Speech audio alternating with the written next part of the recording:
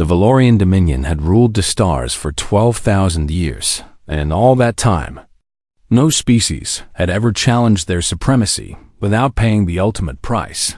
Their fleets numbered in the millions, their conquered worlds in the thousands, and their emperor sat upon a throne carved from the crystal heart of a dead star. But empires, no matter how mighty, carry the seeds of their own destruction within them. Emperor Thelorix VII stood in the great observation chamber of his palace ship, watching holographic displays flicker with the light of burning worlds. 3 of his most trusted admirals had betrayed him. 3 sectors had declared independence. The Civil War had begun 6 months ago with whispered conspiracies in shadowed corridors, and now it raged across 100 star systems with the fury of a dying sun. Billions had already perished, and billions more would follow before this was over. The Emperor's 4 eyes narrowed as he watched another loyal outpost fall to rebel forces.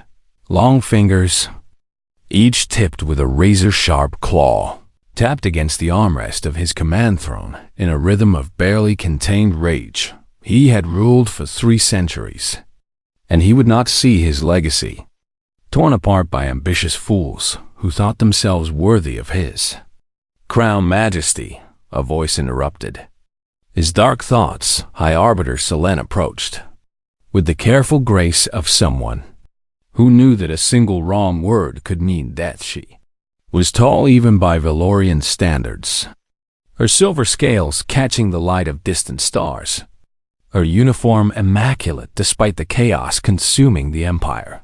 "What is it now?" the Emperor demanded, not bothering to mask his irritation. "Another fleet lost, another world burned, another admiral switching sides like a coward?"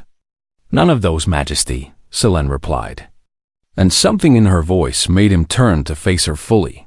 "Our sensors have detected an anomaly in Sector 12, a vessel of unknown origin." The Emperor's eyes widened slightly. Unknown origin in 12,000 years of expansion. The Dominion had catalogued every spacefaring species in the Orion Spur. There were no unknowns left. "Show me," he commanded. The holographic display shifted, zooming in on a small vessel drifting through the void. It was ugly by Valorian standards, a blocky thing of metal and primitive alloys, covered in scars and patches that suggested it had been repaired many times with whatever materials were available. It bore no Dominion markings, no signatures from any known species, nothing that matched any record in their vast databases. "What is that thing?" the Emperor murmured, curiosity momentarily overriding his anger about the Civil War. "We do not know, Majesty," Selen admitted. "It appeared from uncharted space approximately 3 hours ago and has been broadcasting on multiple frequencies ever since. But the language is completely unknown to us. Have you attempted translation?" "Our systems are working on it now, but the linguistic patterns are unlike anything we have encountered." "And the ship itself?" She paused, uncertain how to continue. "Speak freely." "Arbiter, the ship should not be functional, Majesty, and our scans indicate damage consistent with long-term travel through hostile space. Radiation scarring, micrometeorite impacts, hull breaches that have been sealed with what appears to be adhesive compounds and raw metal patches." Selen shook her head in disbelief. "Whoever these beings are, they have been traveling for a very long time, and they have survived things that would have destroyed any Valorian vessel."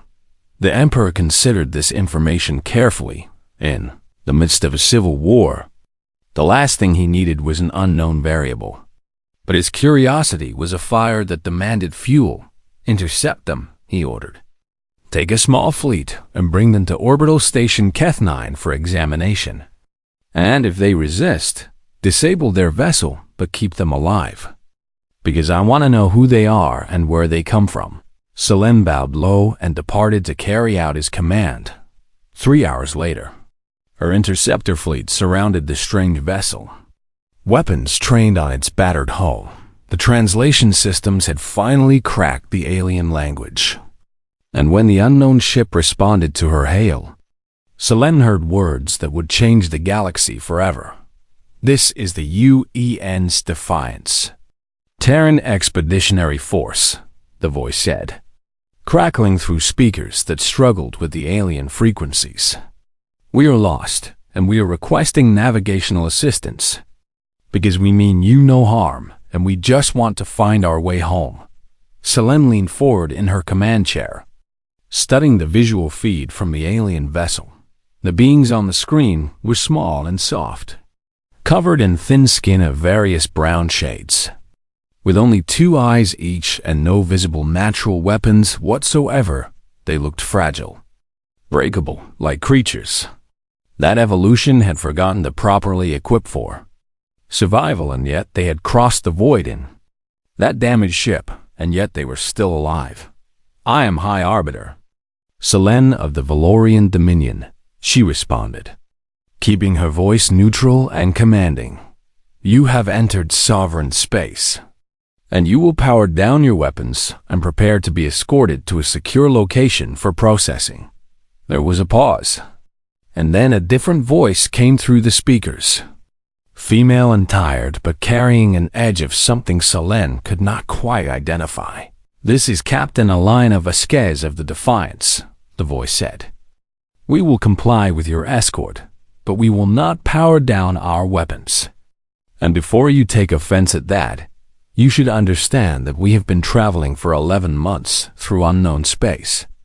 And we have encountered 17 hostile situations in that time. So we have learned to keep our defenses ready.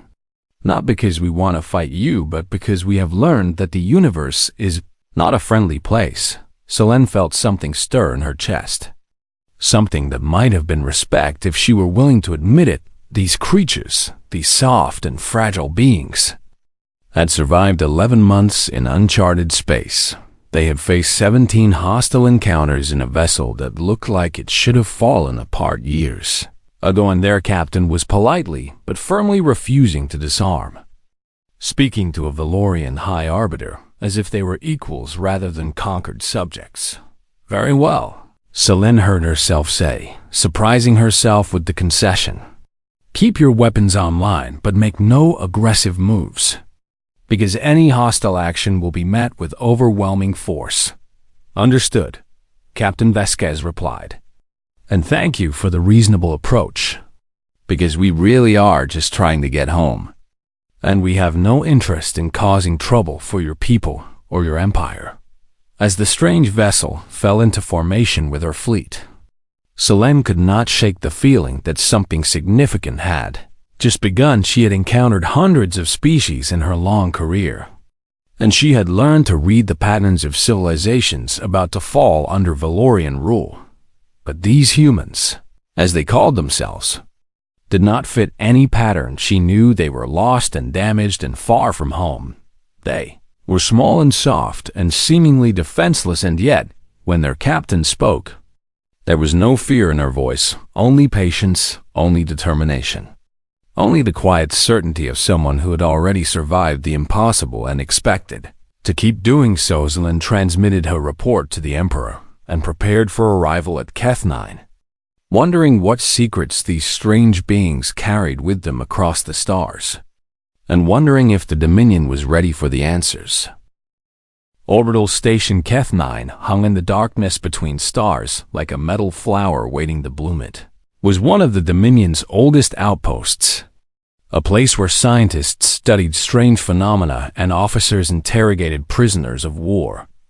And now it would be the first place where humans set foot on Valorian territory. Captain Elena Vasquez led her crew through the docking corridor with her head held high, even though her legs ached from months of recycled gravity and her stomach churned from years of ration paste instead of real food. 340 souls had departed Earth aboard the Defiance, and 340 souls had survived the journey through hell.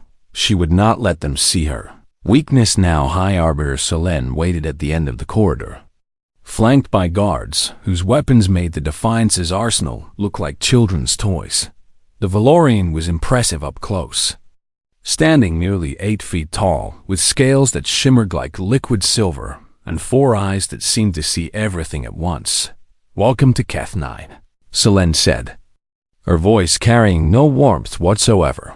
"Your crew will be housed in temporary quarters while we process your vessel and conduct interviews. And you will cooperate with all requests. We will cooperate within reason." Vasquez replied calmly, "But my crew has rights, and we expect to be treated as guests rather than prisoners." Selene's 4 eyes blinked in a pattern that might have indicated surprise or amusement. It was hard to tell with alien expressions. "You are in no position to make demands," the Arbiter pointed out. "I am making requests." "Not demands," Vasquez corrected her gently. "There is a difference. And I think you understand that." For a long moment, the 2 officers stared at each other, taking measure of what they saw. Then Selene inclined her head slightly and gestured for them to follow over the next several days. The humans were subjected to every form of examination the Valorian scientists could devise. They were scanned, sampled, questioned, and observed like specimens in a laboratory.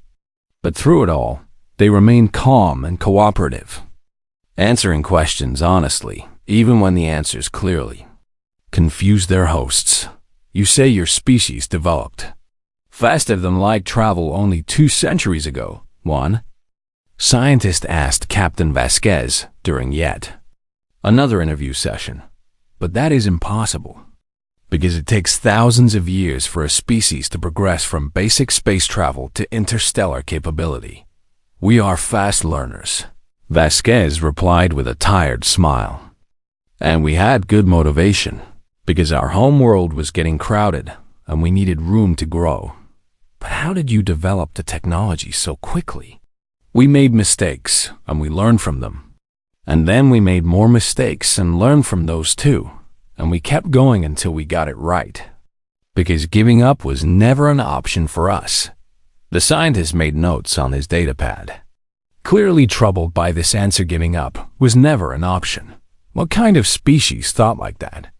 In another part of the station, Valorian medical officers studied the human crew with growing unease. The beings before them were physically unremarkable. Soft skin that tore easily, bones that broke under moderate pressure, sensory organs that were laughably limited compared to Valorian capabilities by every measure. They should have been a prey species, the kind of creature that other species hunted and consumed, and yet their bodies told a different story. "Look at these stress hormone levels," the chief medical officer said to High Arbiter Selene during her inspection tour. "They are off every scale we have, and in any Valorian subject. These readings would indicate imminent psychological collapse. But these humans function normally, even while carrying this biological burden." "What does that mean?"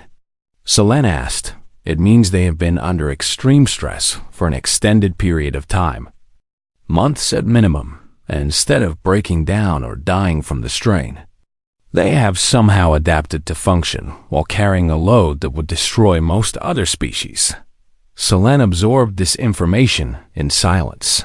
She had reviewed the Defiance's ship logs, translated now into Valorian Common, and what she had read there had kept her awake at night. 11 months of travel through unknown space, 17 encounters with hostile entities, some of which were described in terrifying detail. Food rationing that reduced each crew member to minimum survival calories. Water recycling systems that failed twice and were rebuilt from spare parts. Air filtration that grew more toxic each week until the engineering team invented new scrubbing compounds from materials they were never designed to work with the humans.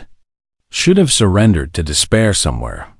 Around month 3, they should have started dying around month 7. By month 11, they should have been ghosts drifting through space in a metal coffin instead. They had arrived in Valorian space with their weapons operational, their crew intact, and their captain politely requesting directions home. "I want to speak with their captain again," Selene told the medical officer. Alone, she found Vasquez in a small observation room. staring out at the distant lights of Dominion warships as they maneuvered through the sector. The Civil War continued to rage even here, and occasional flashes of weapons fire lit the darkness like angry stars. "You were watching our ships kill each other," Selene said as she entered the room. "I am," Vasquez admitted without turning around. "And I am thinking about how familiar it looks." Familiar? Now the human turned, and her eyes carried a weight that Selene had seen before in the eyes of very old Valorians. The weight of too much experience and too much pain. "We have done this before," Vasquez said quietly. "My species, I mean, and we have done it many times over our history. Because we fight civil wars the way some species breathe. And we have burned our own worlds and killed our own children and torn ourselves apart so many times that we stopped counting." "That sounds," Selene paused, searching for the right word, "terrible." "It was and it is and it probably will be again," Vasquez agreed. "But here's the thing that your scientists and your officers do not understand about us yet. Because we always survive, and we always rebuild. And we always come back stronger than we were before. Not because we are brave or special, but because we are too stubborn to know when we are beaten." Selene moved to stand beside the human, looking out at the distant battle. "Your empire is dying," Vasquez continued. "I can see it in the way your officers look at each other, in the fear behind their eyes. In the desperate way they try to project strength when they feel weakness. And you are wondering if this is the end of everything you have built.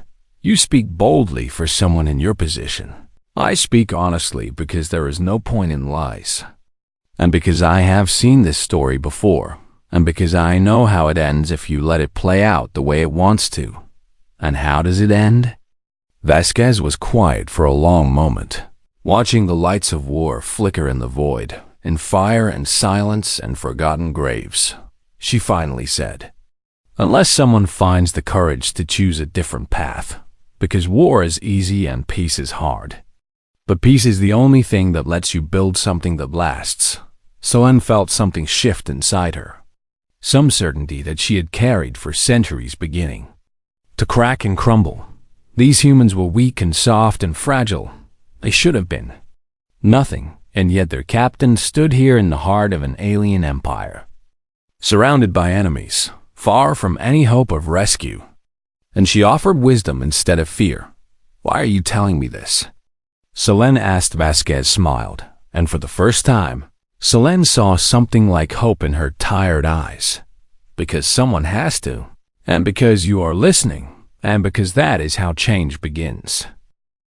Word of the alien vessel reached Emperor Thalorix VII through channels both official and unofficial. And what he heard did not please him. His spies told him that High Arbiter Selene had been spending hours in private conversation with the human captain. And his advisors whispered that perhaps this was evidence of yet another betrayal in the making. The Emperor trusted no one anymore. He could not afford to. "These humans are clearly agents of my enemies," he declared to his war council, his voice echoing through the great chamber of his palace ship. "Admiral Corvith or one of the other traitors must have sent them to infiltrate my ranks and turn my officers against me, Majesty," one brave counselor ventured. "There is no evidence to support that theory, and the humans appear to be exactly what they claim to be, travelers from a distant region of space who became lost and are simply trying to find their way home. Do you think I am a fool?" The Emperor snarled. "No one appears in the middle of a civil war by accident, and no one speaks so freely with my officers unless they have an agenda, so I want them eliminated immediately, and I want their ship destroyed before whatever secrets it carries can fall into rebel hands." The order was transmitted to Keth-9 within the hour, but the Emperor was not the only one monitoring the situation. Admiral Corvith, the most powerful of the rebel leaders, had his own sources of information. And when he learned about the strange vessel from beyond known space, he saw opportunity where the Emperor saw threat. These humans were an unknown factor, unaligned with any faction, potentially valuable as allies or specimens or bargaining chips. He dispatched his own fleet to intercept them before the Emperor's executioners could arrive, and so it was that Captain Elena Vasquez woke to alarms screaming through the station and found herself facing a situation that would have broken lesser Commander's report. She snapped as she rushed onto the bridge of the Defiance, still pulling on her uniform jacket. Two fleets converging on our position.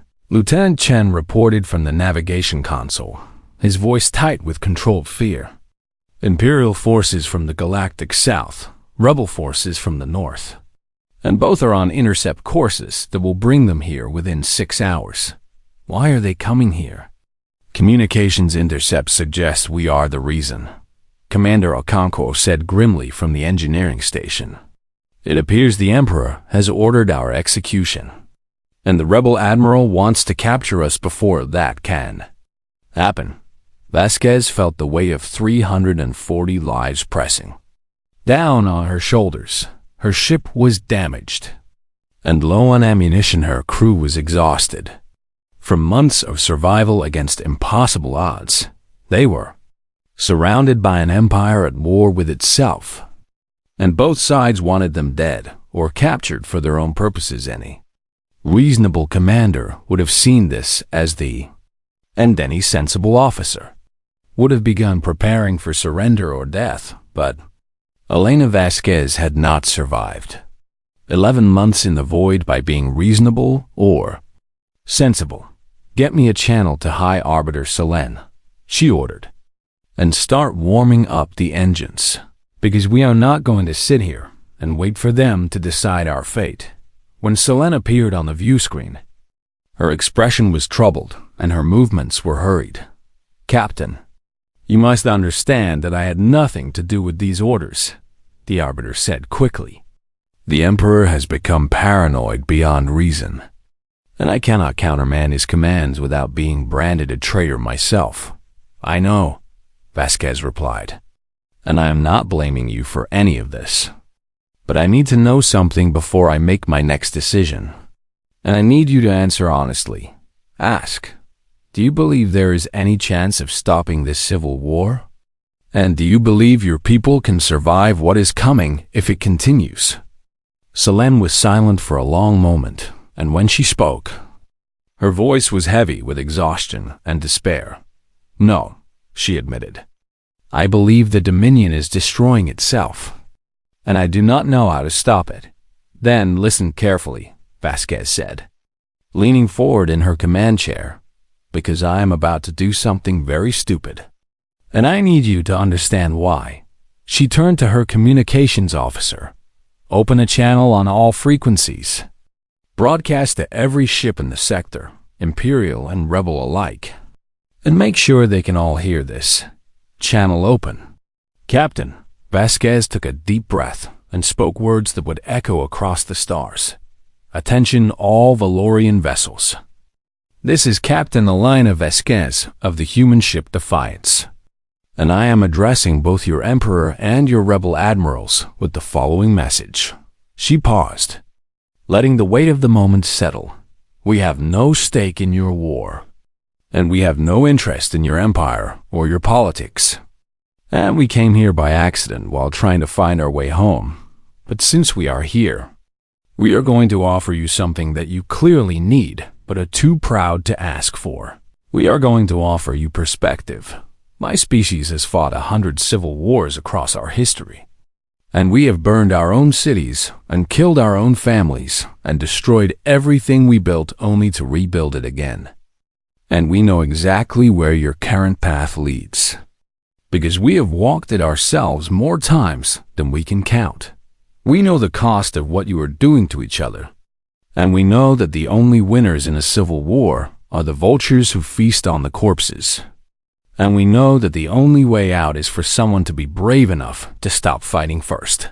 So here is my offer, and I am making it to all of you at once so that no one can claim they did not hear it.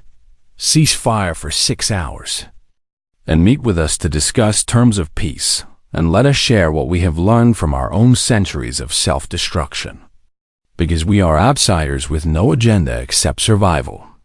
And sometimes it takes an outsider to see what those inside cannot. Or you can refuse, and you can try to kill us or capture us. And you can continue your war until there is nothing left worth fighting for. But I should warn you about something before you make that choice.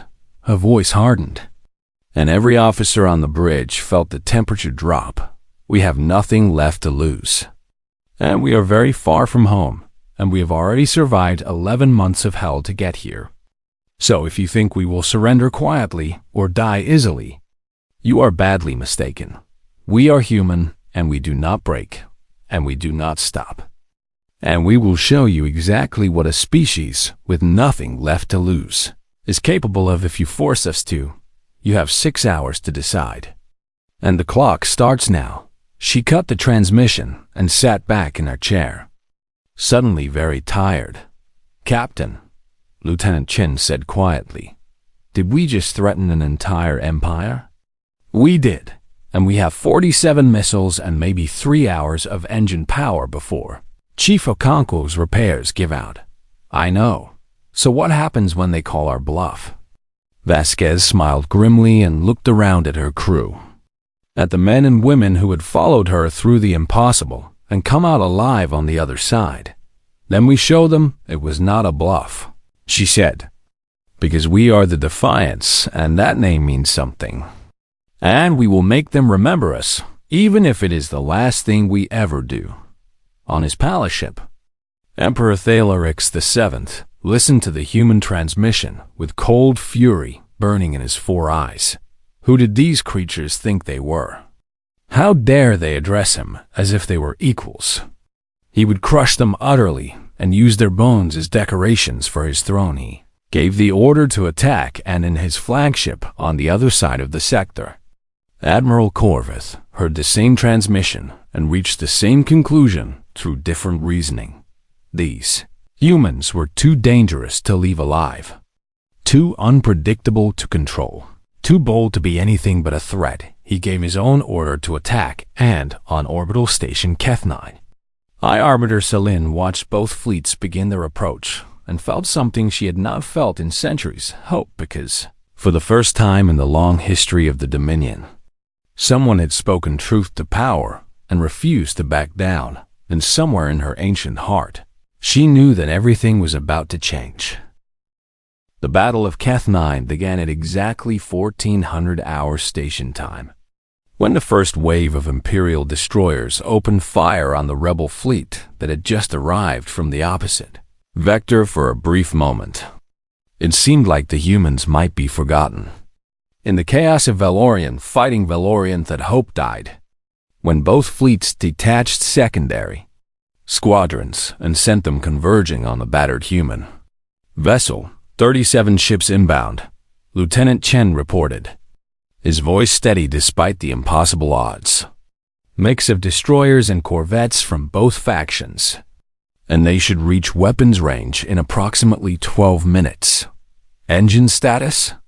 Captain Vasquez asked. Chief Engineer Okonkwo's voice crackled over the internal com, rough with exhaustion and something that might have been grim amusement. I can give you maybe 4 hours of thrust if we push the reactors past their limits. But after that, we are either floating dead or exploding in a very spectacular fashion. Weapons? 47 missiles, 200 rounds for the point defense guns, and enough power for maybe 30 minutes of continuous shield operation. The tactical officer reported. Vasquez did the math in her head and came up with a number that was exactly as bad as she expected. They were outgunned by a factor of at least 100. They were outnumbered by ships that were individually twice their size. They had no allies, no reinforcements, and no hope of escape. All hands, she said, activating the ship-wide channel. This is the captain, and I want you to listen carefully, because I'm only going to say this once. We are about to fight a battle that we cannot win. And most military commanders would tell you that means we should surrender and hope for mercy. But I am not most commanders. and you are not most crews. We have survived 11 months in the darkness between stars. And we have faced down things that would have broken any other ship in the fleet. And we have done it together because we refuse to give up on each other. Today, we are going to show these Valorians something they have never seen before. And we are going to make them understand what it means to face a human crew with nothing left to lose. We are not fighting to win. Because winning is not possible here, but we are fighting to prove a point. And that point is simple. We are the Defiance, and that name is not just words on our hull. And we will make them remember this day for the rest of their history. Battle stations. And may whatever gods you believe in watch over us all. The channel closed, and for a moment, there was only the sound of alarms and the distant rumble of engines pushing beyond their safe limits. Then, every station on the bridge reported ready. And the crew of the Defiance prepared to write their names in fire across the stars. The first Valorian ships entered weapons range 11 minutes later. And their opening salvo should have ended the battle before it truly began. Plasma beams and kinetic rounds streaked toward the tiny human vessel. Enough firepower to reduce it to atoms in a single coordinated strike, but Lieutenant Chen had been studying Valorian attack patterns for days. And he had noticed something that their own tacticians had forgotten. They were arrogant. They expected their prey to panic, to freeze, to try to run in a straight line like frightened animals. They did not expect the Defiance to accelerate directly into their formation. Chun's fingers danced across his console, and the ship twisted through space in a maneuver that should have torn it apart. But Chief Okonkwo was down in engineering, holding the engines together. Through sheer force of will and what she later described as an extensive vocabulary of profanity, the Valorian salvo passed through empty space where the Defiance had been a heartbeat before, and then the humans fired back 47.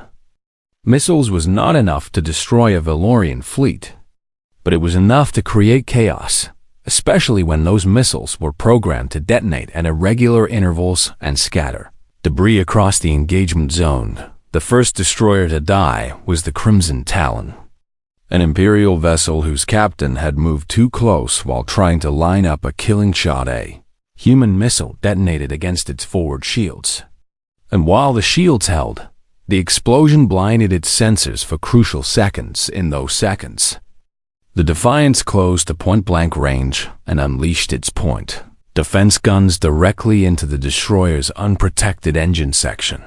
The Crimson Talon became a fireball, and the debris from its death became a weapon in itself, shredding the sensors of 2 more ships that had been following too closely. 2 more kills confirmed, the tactical officer reported, and there was something like wonder in her voice. Enemy formation is scattering. Do not celebrate yet, Vasquez warned. Keep moving and keep them guessing. For 9 hours. The Defiance danced with Death. Chun plotted courses through debris fields and between enemy ships, using the station itself as cover when the Valorians tried to concentrate there. Fire Okonkwo performed miracles with engines that should have failed hours ago, rerouting power and bypassing damaged systems, and at one point, literally welding a critical component back together while the ship shook around her. The crew rotated through battle stations in 4-hour shifts, sleeping in corridors and eating ration paste with one hand while firing weapons with the other. They fought with a fury that the Valorians had never encountered. Not the cold efficiency of professional soldiers, but the burning rage of people who had been pushed too far and refused to die quietly. When the missile bays ran empty, they improvised weapons from debris and used them as projectiles when the shields failed. They vented atmosphere from damaged sections to throw off enemy targeting systems when crew members fell. Their stations were filled within seconds by others who had been waiting for their chance to contribute, and through it all, the Valorians watching from their command ships felt something they had not experienced in 12,000 years of conquest. Fear, not of defeat. because they knew they would eventually overwhelm the human vessel, but fear of what they were witnessing, of the sheer impossible determination of a species that refused to acknowledge the reality of its own destruction. "They know they cannot win," Admiral Corvith said to his officers, his voice barely above a whisper. "They must know by now that there is no escape and no hope of victory. So why do they keep fighting?" No one had an answer when the Defiance finally went dark, its engines failing and its weapons exhausted, and its hull venting atmosphere from a dozen breaches.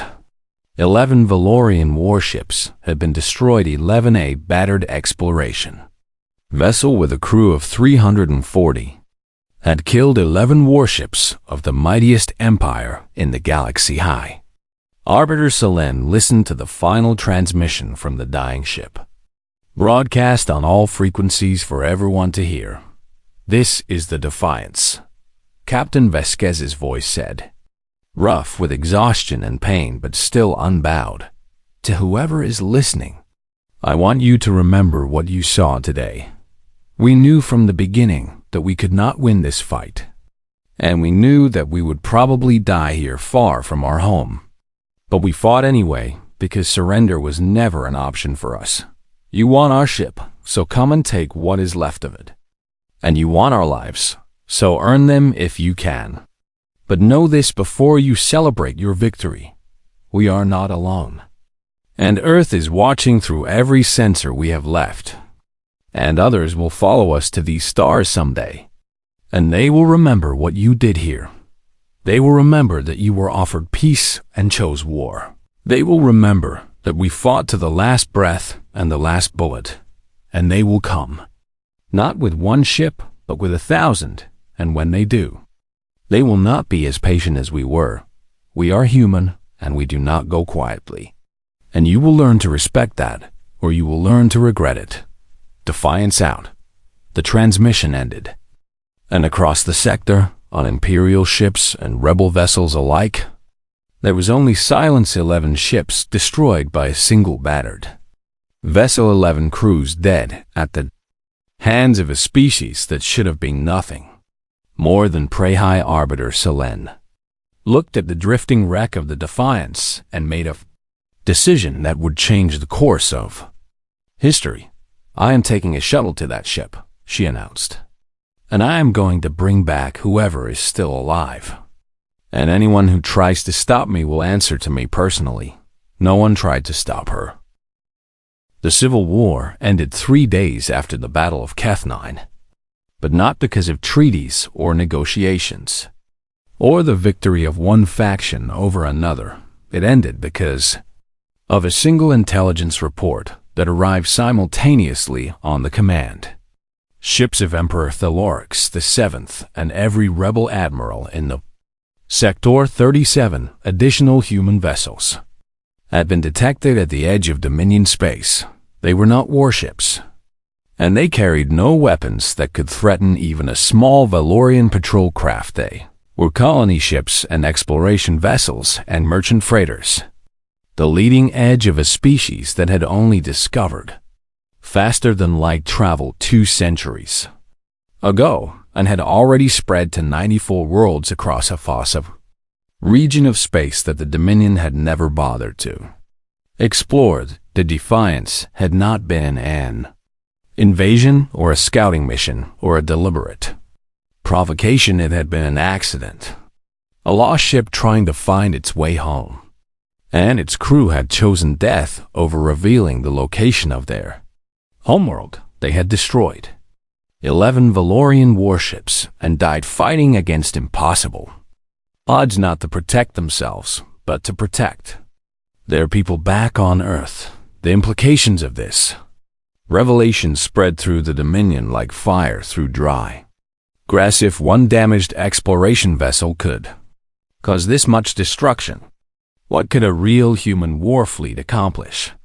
If a crew of 340 could hold off an entire sector's worth of warships for 9 hours, what could a full military force do?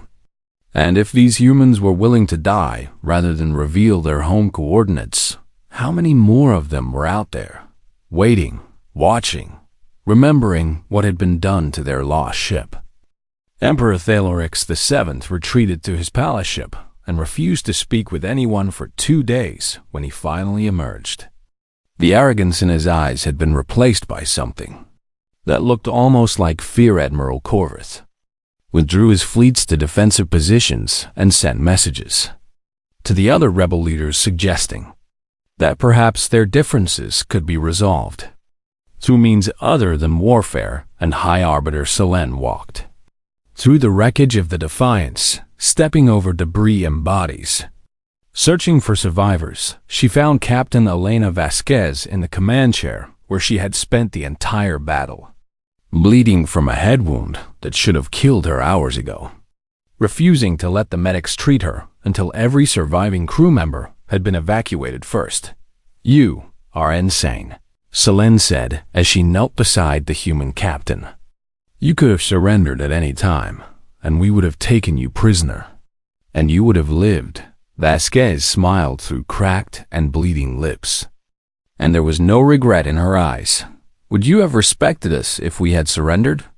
She asked quietly and considered the question carefully. She thought about the centuries of conquest she had witnessed, the thousands of species that had bowed before Valorian power and been absorbed into the Dominion as subjects and slaves.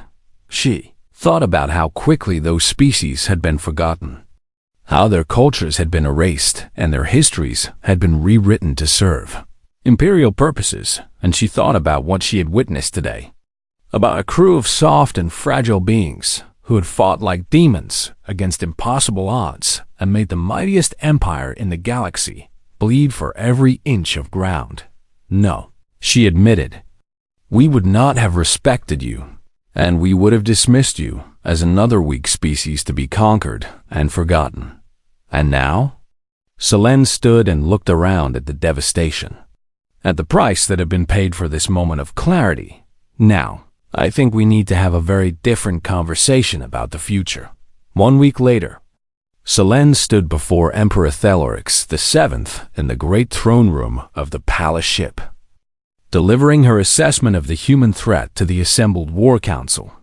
The Emperor listened in silence, his 4 eyes fixed on her face, his clawed fingers tapping in a regular rhythm on the armrest of his throne. When she finished speaking, there was a long moment of quiet before he responded. "You are telling me that we should treat these creatures as equals?" he demanded, his voice cold with disbelief. "These soft and fragile beings who die if the temperature changes too quickly or the gravity shifts by a fraction." "I am telling you what I witnessed, Majesty," Selene replied calmly. "I am telling you what I learned from their captain before she finally agreed to let us treat her injuries." "And what did you learn?" "That they are weaker than us in every physical measure that matters. That they are slower than us and less durable, and they live briefly and die easily compared to our centuries of lifespan. Then why should we fear them?" "Because they do not break," Selene said, and her voice carried the weight of absolute conviction. "Because when they are pushed to their limits, they find new limits and push past those as well. Because they adapt to conditions that would destroy other species, and they endure suffering that would drive our soldiers to madness. Because they hold grudges across generations, Majesty, and they remember every wrong done to them. And they teach their children to remember as well. Because they fought us with a battered exploration vessel and 47 missiles, and they killed 11 of our warships before we finally silenced them. And they did it not to win, but to prove that they could." The Emperor leaned forward, his eyes narrowing. "What are you suggesting?" "I am suggesting that if we make these humans our enemies, they will never stop coming, and they will never forget, and they will never forgive. And someday, whether it takes years or decades or centuries, they will find a way to hurt us in ways we cannot imagine. But if we offer them respect, true respect as equals rather than subjects, they may teach us something we have forgotten in 12,000 years of empire." "And what is that?" Selene thought about Captain Vasquez sitting in that command chair, bleeding and broken but utterly unbowed. Refusing treatment until her crew was safe, she thought about Chief Engineer Okonkwo holding the engines together. Through pure determination while the ship disintegrated around Hirsch, she thought about Lieutenant Cham plotting impossible courses through debris fields, about crew members filling stations left empty by the fallen, about the final transmission that had echoed across the stars like a promise and a warning. How to survive, Majesty, she said. Not just how to conquer, but how to endure. How to face the darkness and keep fighting, even when all hope seems lost. They are experts in survival, because their history has been nothing but one desperate struggle after another. And they have learned lessons in blood and fire that we have never had to learn. Make them our enemies, and they will destroy us eventually. Because that is what they do to those who threaten them. Make them our allies, and they will teach us how to be stronger than we have ever been. The Emperor was silent for a very long time when he finally spoke. His voice was quieter than Celine had ever heard it. "Bring me their captain," he commanded, "and prepare a diplomatic channel to their homeworld. We have much to discuss with these humans." 3 months later, the first official human ambassador arrived at the imperial court, and negotiations began for a treaty that would reshape the political landscape of the galaxy. The Civil War was over, ended not by military victory, but by the shared realization that there were bigger things to worry about than internal power struggles. The Defiance was rebuilt and returned to Earth as a gift and a gesture of respect.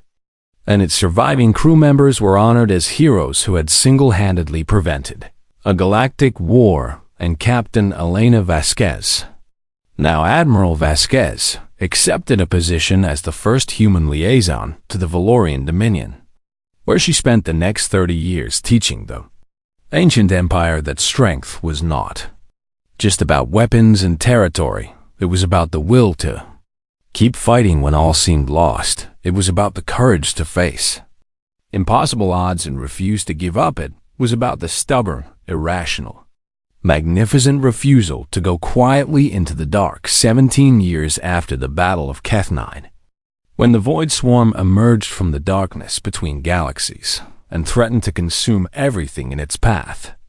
It was a human fleet that answered the Dominion's desperate call for help. The flagship of that fleet was called the Defiance II, and its admiral was a woman named Chun, whose mother had once plotted impossible courses through a debris field, while the universe tried to kill her. Some lessons echo across the stars, and some species are too stubborn to let those lessons be forgotten. The Valorians had ruled the galaxy for 12,000 years before they met humanity, but it was only after they met humanity that they truly learned what it meant to be strong, and together they faced the darkness, and together they survived.